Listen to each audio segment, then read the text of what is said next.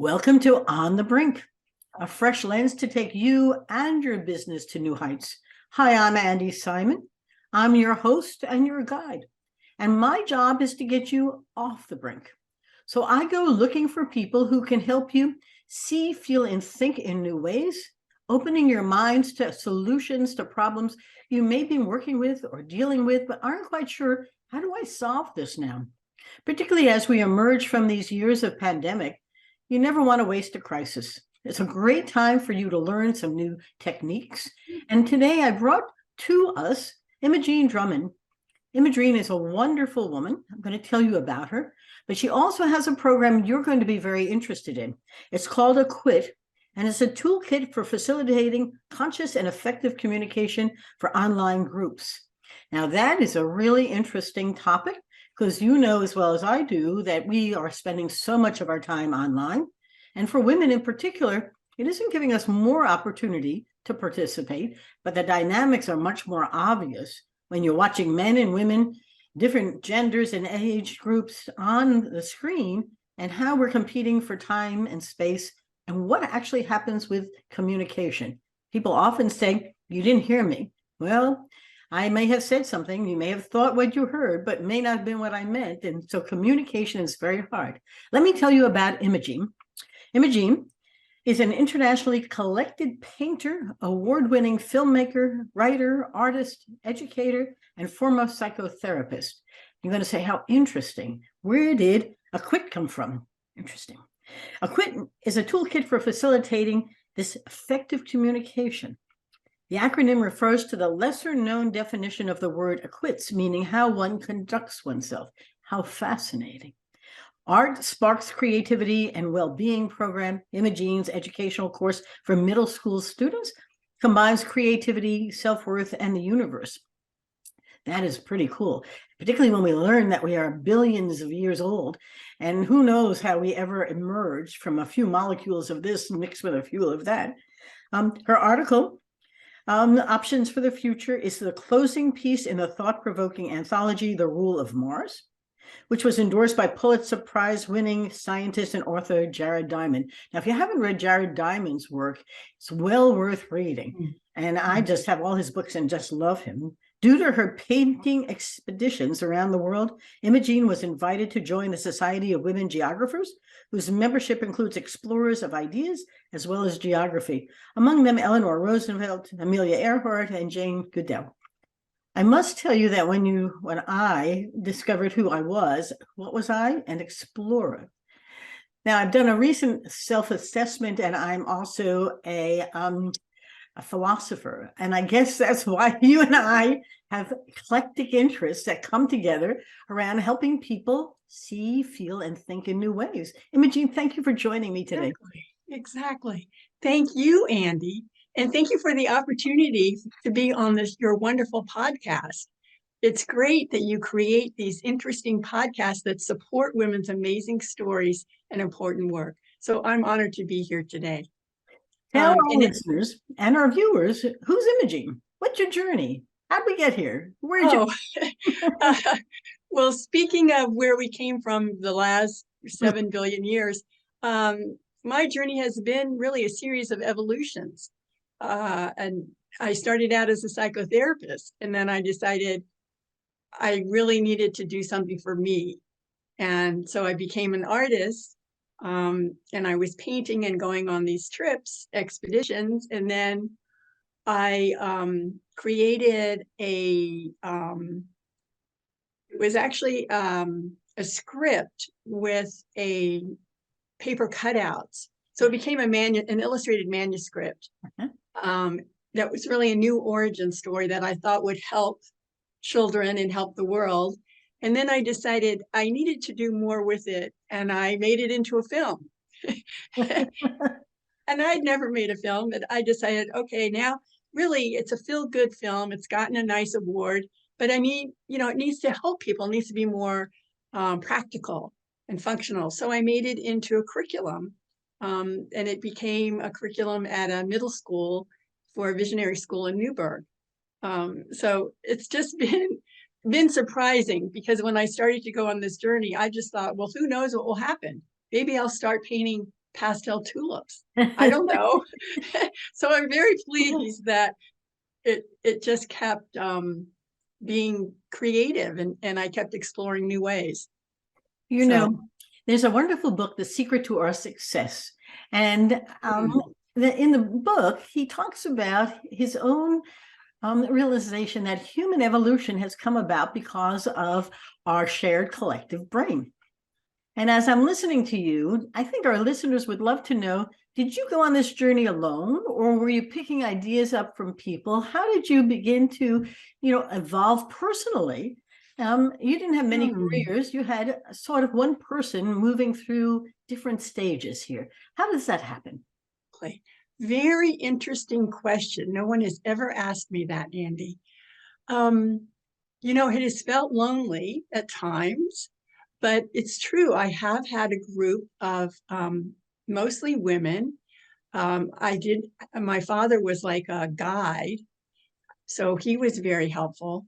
Um, but especially this group of Society of Women Geographers. The woman who invited me was herself an artist. Um, and I just kept finding people who were supportive and kind of just finding them, and then ended up with this group, the Deep Time Network, that I'm on the advisory board of, um, which is why I made the Equits Toolkit. So it's interesting. It has not been alone, and I think that's something in our culture where we're influenced to think about me, and really we need to shift and think about we.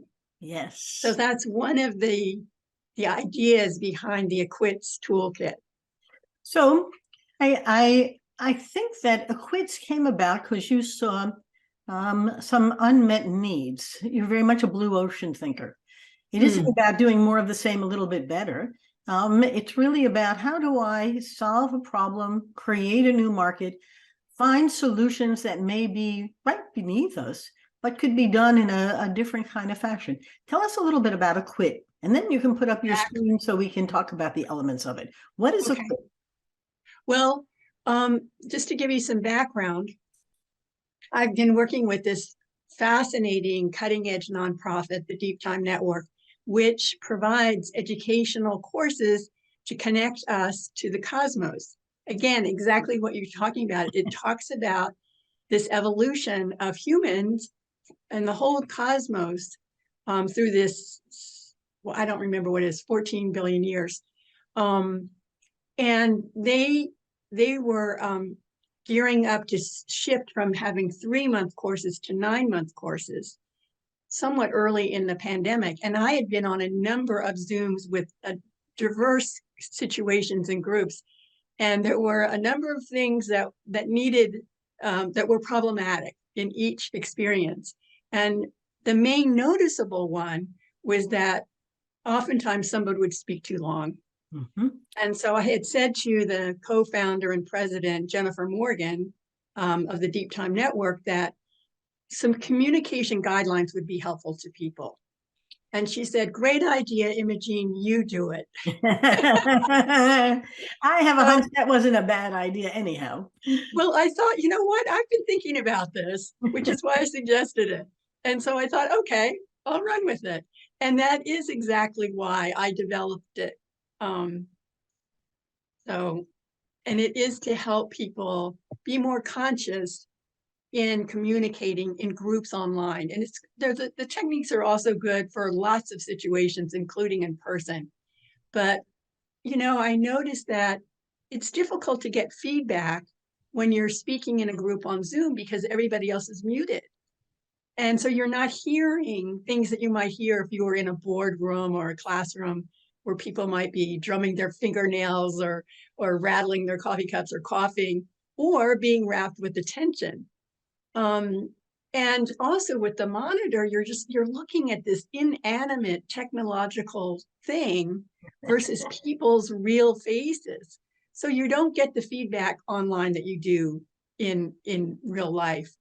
Um, so I think there are many reasons why there were problems on Zoom that weren't in real situations. But, you know, in some ways, I'm wondering two things. One of which is many years ago, I did television series for CBS, sunrise semesters, when people got up at 6 a.m. to get college credit. It was a long time ago. But I remember talking into the camera with no audience. And sometimes when you're doing a Zoom workshop or something, people don't turn on their cameras, and you're talking as if you're doing a television show with no audience. And you have to imagine the audience, and it requires a lot of creative emotions, because we, as you and I are talking, respond to each other. You know whether I'm listening or not based on my face and how I'm responding. And then you can take it to the next stage, because you're trying to figure out, am I making my point or am I not? So it was interesting as I went back in time to remember the feeling. Somebody once said to me as I was recording, you're really good, but you should smile. I went, who knew? He said, when you smile, they'll smile. I said, oh, the things that we learn. But this is very important, because I don't think Zoom calls or webs are going to go away. In fact, I hope they don't, because it gives us a multiplier, both of our time and our topics and so forth. And I'm also not sure that interpersonal relationships aren't truncated by the very same things that happen in a virtual one, except we don't pay attention to the same way. And I'll segue into you talking about your program in a second, because I've been starting to go back and do live workshops or live public speaking, keynotes. And I forgot the high that I get from being in an in-person experience. Now, the audience, when I've done it remotely, have given me great reviews. And they too, though, are coming back, because people are herd animals. We like each other, and we trust better when we watch each other, and we can celebrate what others are doing.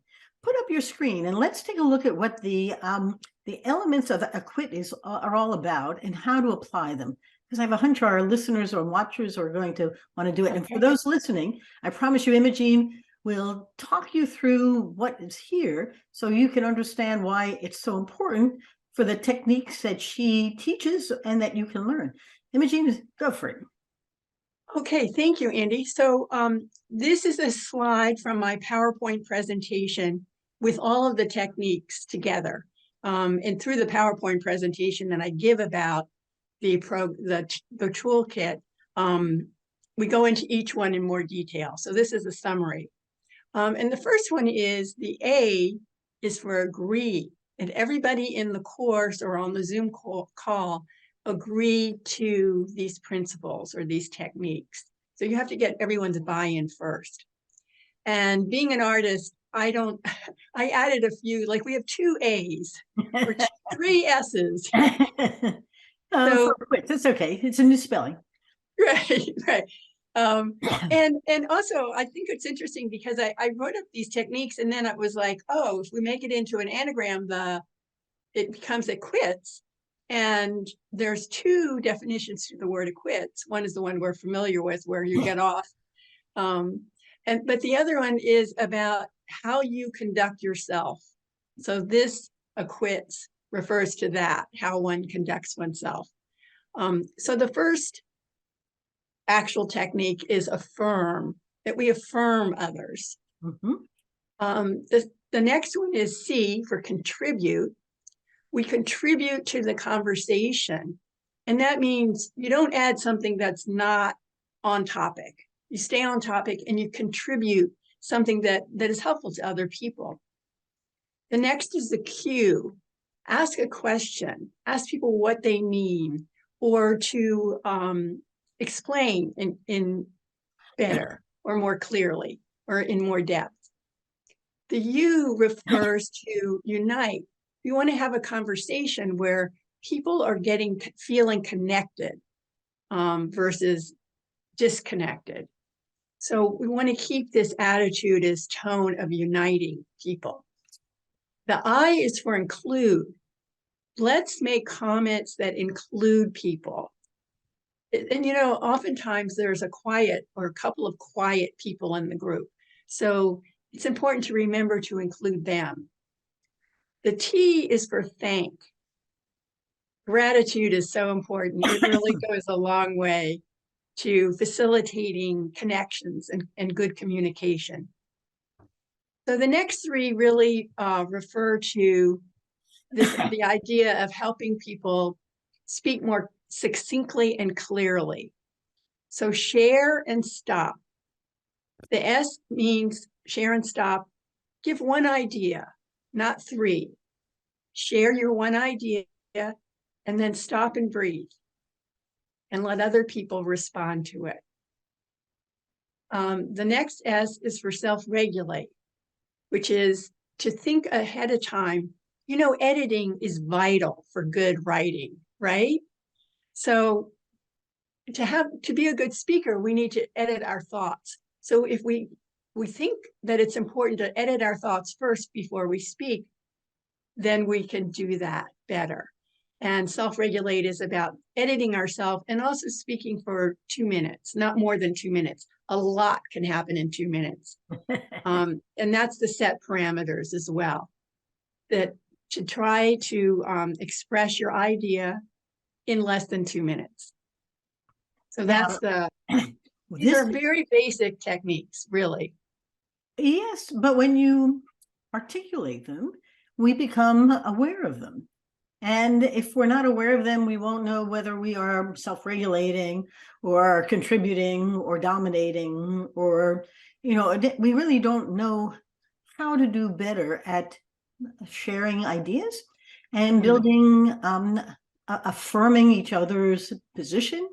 It's interesting because the nature of the online experiences is that I have to manage my Leadership Academy participants, for example, so everyone has time to talk. Right. And if I don't, some of them will sleep. I mean, there's an ease with which you go off the screen. And when we were in person, I had to make sure everyone had an opportunity to talk as well. And the whole nature of talking in a group, it was almost a training session without calling it such. And because I was the orchestrator, as if this was a symphony, and each person was playing a different instrument, but for the whole to really sound like great music, we all had to come together over the same piece of music. What were we here for? The metaphor was interesting because nobody had to duplicate each other. You know, the violins didn't have to play the cello part, and the oboe couldn't play the flute. But you could begin to see them visualize, because that's how we learned, what it was I was trying to achieve. On the screen, it's not that different. And the good presenter knows how to orchestrate it in a way that acquits everybody for, you know, coming with ideas, almost preparing them before they come with what is it you're going to contribute, how, and how are you going to regulate yourself. It's almost like a key. So in middle school, what do you do to teach kids? And they're not kids anymore in middle school anymore. Well, what I do in the middle school is a whole different creativity program that is helping to facilitate their own creativity. I don't teach art, and that program combines creativity, the cosmos, again, I'm connecting them to the cosmos, and self-worth. So that's what I'm affirming continually, that in terms of what you just said, they are all unique. There's no two alike, even if they're twins. And each work is unique. So every time, and they're really creating intentional artwork to express themselves. So every time they do that, I consider it a success because they have intended to express themselves. And, you know, I just wanted to mention that with the Acquits online, I don't give the whole presentation myself because it's about process. The whole toolkit is about process. And so what I do is I involve 3 or 4 other people from the program, and we divvy up the text and practice it. And then we share, different people give different parts of the toolkit, the presentation as I go along. And it's been really terrific. It's really worked well in engaging people because it's very content heavy. And in the program at the Deep Time Network, one presentation included a Sikh from India, a Canadian with a French accent, an Irish American with a beautiful lilting voice, and me. So Well, and all of those things added quality and color exactly. in a very Exactly. artistic way. Absolutely. Yeah. I misrepresented you. So this isn't being done in the middle schools. Tell us, where is the program Correct. being done? I didn't mean to misrepresent it, but Oh, I no, know you're that's trying to fine. bring it out. So help me. Yeah. So the Equits is really for communication, to help people be more conscious online. And so it really, I think educational programs are perfect for it. I'm using it in the Deep Time Network 9-month program. It's now part of their curriculum. It's Mhm. the second, I think it's the second week of the whole course, so that people, so it sets the ground rules, Yeah. basically, because it's really about delineating expected behavior. And I think it has really helped optimize what they're doing on the network in these courses. They're phenomenal courses anyway. They're fascinating. There's a wonderful community emerging out of it. And the Equits has just made it easier to help people communicate well and be heard. And for example, it's interesting, Andy, 10% of the participants return to take this 9-month course a second time. Wow, that's great. Isn't that remarkable? And I Wow. think, I mean, that's a testament to what the course is, and to the Steve Martin, the facilitator, is phenomenal. But I think the Equits, it kind of smooths it, it greases the wheels, it facilitates it. And I was really excited when one time Steve Martin, the facilitator of the course, said that Equits, that we can apply.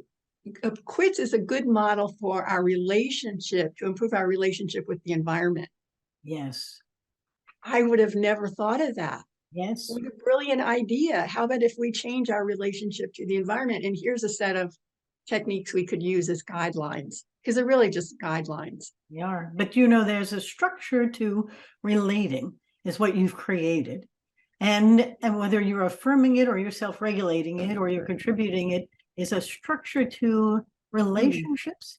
Well, I'm not sure, as a young person growing up, you really appreciate the possibilities of a structure to those relationships as you're trying to build friendships and play on sport teams. And everyone is theoretically a guide, but often they don't have anything to guide you with. So this is really powerful. Thank you. Imogen, it's interesting because I have a hunch you're leading this somewhere. What comes next for you? Well, actually, Andy, that's why I called you, because I want to get it out into the world more. Hmm? People in the Deep Time Network, they're using it on their own. But I want to give presentations about it in courses or places that have online meetings on a repetitive basis, because then you can use it. It's not for some. Oftentimes I give a presentation that's just a one-time presentation about my artwork or something. This is not that. This is about setting the ground rules for a course, like you were saying, the structure of the relationships. So they use it in the Deep Time Network now, for every year for their 9-month leadership course. And I would like it to be used elsewhere, other educational courses, or any kind of group where people meet online for, more than one, for multiple sessions. Well, I hope our listeners and our viewers consider Equit for themselves and their organizations, or to refer you to others, because I don't know other programs like this. And I think that the time couldn't be more ripe, because as we are rebuilding hybrid relationships, people, they are trying to figure out, how do I manage other people?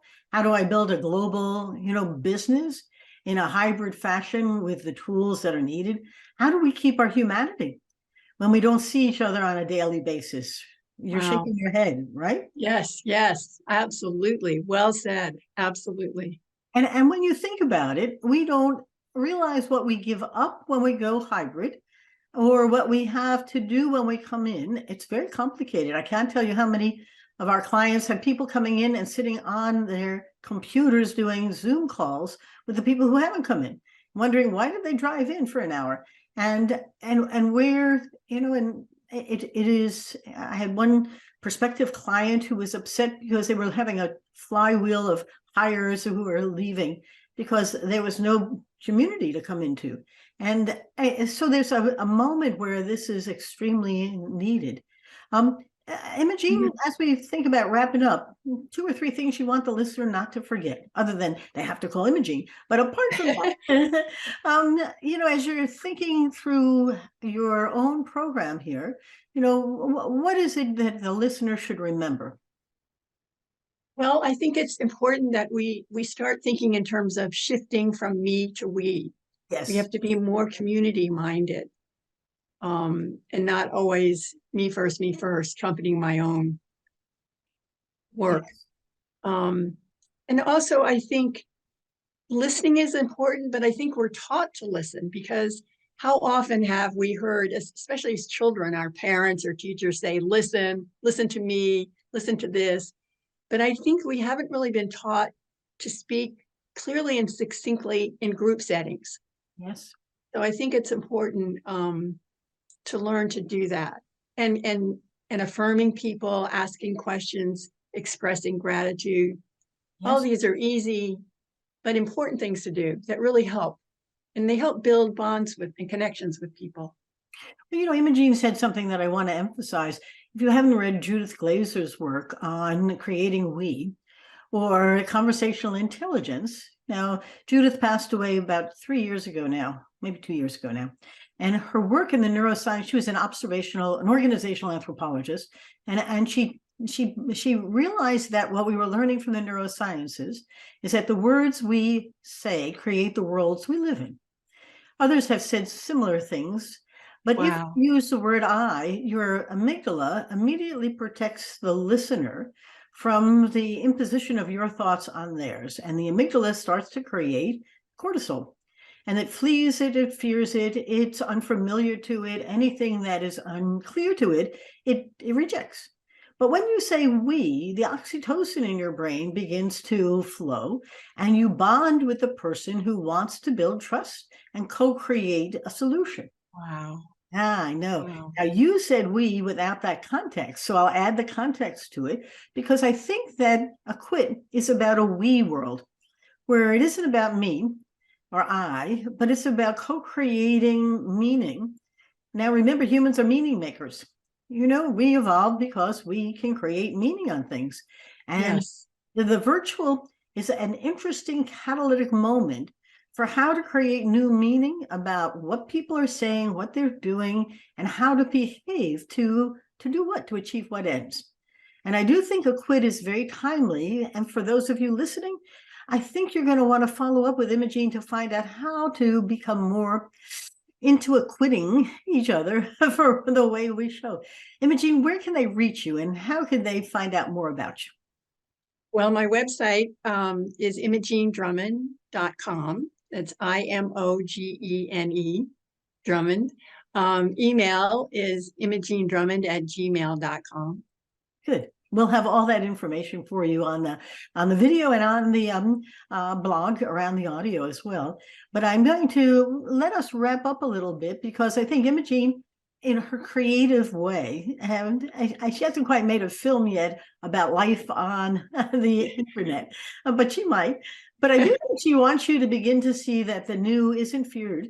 Something can be really embraced.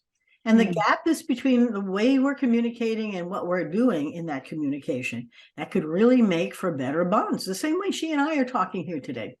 I must tell you that when I do just audio, it's fine for a podcast, but I certainly love doing the video part, because she and I are having a great conversation and all of you are listening into it. So enjoy the conversation. Let me thank all of you who have been coming to On the Brink with Andy Simon. We launched this in 2017, and the reception has been just fantastic. I mean, you've pushed us into the top 5% of global podcasts. And I'm always impressed with how people find me to say, I'd like to be on your podcast, or bring me people who they think should be on my podcast. So I open that up, info at andysimon.com, gets right to me. But I have 2 books out there, Rethink and On the Brink. My 3rd one comes out in September 2023. I won't tell you its name quite yet, but it's terrific. And you're going to really enjoy learning more about how to see, feel, and think in new ways. That's the whole point of our podcast and our blogs, and the way we are trying to help people do something they hate, which is to change. And the times are changing.